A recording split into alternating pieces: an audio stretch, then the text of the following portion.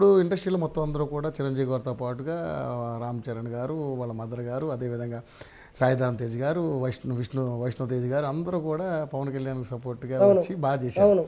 ఒక్క బన్నీ గారి విషయంలో తేడా కొట్టింది. కారణం ఏంటంటారు? కారణం అంటే అది వాళ్ళిద్దరు స్నేహం అయి ఉండొచ్చు. అంటే మన వెళ్ళిన ఎవరైతే రవిచంద్రారెడ్డి వాళ్ళకి స్నేహం అయి ఉండొచ్చు.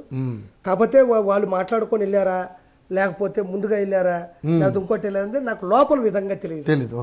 ఇప్పుడు అతను పట్టుకొని చంప మీద కొట్టి తిరిగి కొట్టాడు, నేను చూశాను. సో వాళ్ళ కుటుంబం అంతా డిస్కస్ చేసుకుని వెళ్ళారా, లేకపోతే ఇంకా తప్పదు మాట ఇచ్చానని వెళ్ళారా అని తప్ప. కానీ దానివల్ల టీడీపీ ప్రభుత్వానికి కూటమికి ఏదైనా ఇబ్బంది పడుతుంది అనేది ఒక్కదాని గురించి కాదు. అంటే సపోర్ట్ ఫ్యామిలీ అంతా సపోర్ట్ చేశారు. ఆయన ఒక్క ఆయన ఎందుకు అట్లా డిఫరెంట్? అదే ఇప్పుడు మనం లోతుగా ఇప్పుడు టక్కన వచ్చినాడు పోయినాడు, ఒక హాఫ్ అన్ అవర్ ఉన్నాడు వెళ్ళిపోయినాడు, దానికి నేనేం చెప్పగలను? లేకపోతే వీళ్ళందరూ కలిసి మాట్లాడుకొని, లేకపోతే ఇంకా తప్పదు వెళ్లాల్సి వచ్చింది అని వెళ్ళాడా, లేకపోతే విభేదాల వల్ల వెళ్ళాడా అనేది నేను దాన్ని మనం చెప్పలేము. ఇది కొన్ని రోజుల నుంచి గొడవ జరుగుతుంటే మనం ఏమైనా చెప్పగలం. ఇప్పుడు అల్లు అర్జున్ గారు వెళ్ళి అక్కడ వెళ్ళడం వల్ల ప్రభుత్వానికి ఏ ఇబ్బంది లేదు, టీడీపీకి కానీ బీజేపీకి కానీ దేనికి ఏ ఇబ్బంది లేదు. ఎందుకంటే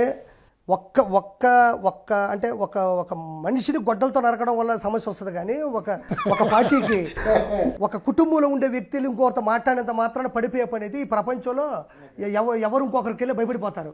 అంత సీనియం లేదు. ఆయన ఎందుకు వెళ్ళాడు అనేది అల్లు అర్జున్ గారికి వాళ్ళకే తెలియాలి, కుటుంబంలో వాళ్ళకి తెలుసుకున్నాను తప్ప అది నాకు పూర్తిగా తెలియదు. మనం దాని గురించి పూర్తిగా తెలిసి బయటకు వచ్చిన సమాచారం కూడా ఏమీ లేవు. సో అల్లు అర్జున్ గారు ఆయన మీద అభిమానం వెళ్ళి ఉండొచ్చు, లేకపోతే వాళ్ళ కమిట్మెంట్ అయి ఉండొచ్చు, లేకపోతే ఆయన ఫ్రెండ్ అయి ఉండొచ్చు, లేకపోతే ఏం జరిగింది నాకు తెలియదు. కానీ ఇప్పుడు వెళ్ళడం వల్ల మాత్రం నష్టం ఏమీ లేదు. నష్టం ఏమీ లేదు, అక్కడ గెలిచేది కూడా కాదు. ఎందుకంటే నాకు పూర్తిగా ఈ మూడు పార్టీలు ఇష్టం.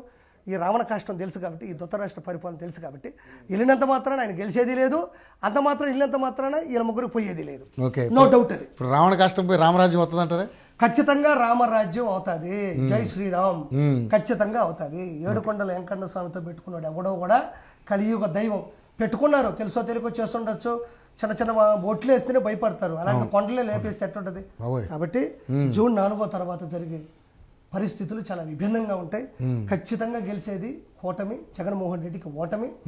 ఎవరి వల్ల ఏమీ జరగదు. ఎక్కడ జనాలు విసిగెత్తిపోయి బానిస ప్రపంచంలో తట్టుకోలేక ఈసారికి దెబ్బ ఈవీ మిషన్ మీద గుద్దు పడదబ్బారు. అంతే, చల్లగా ఏసీలో పడుకోండి.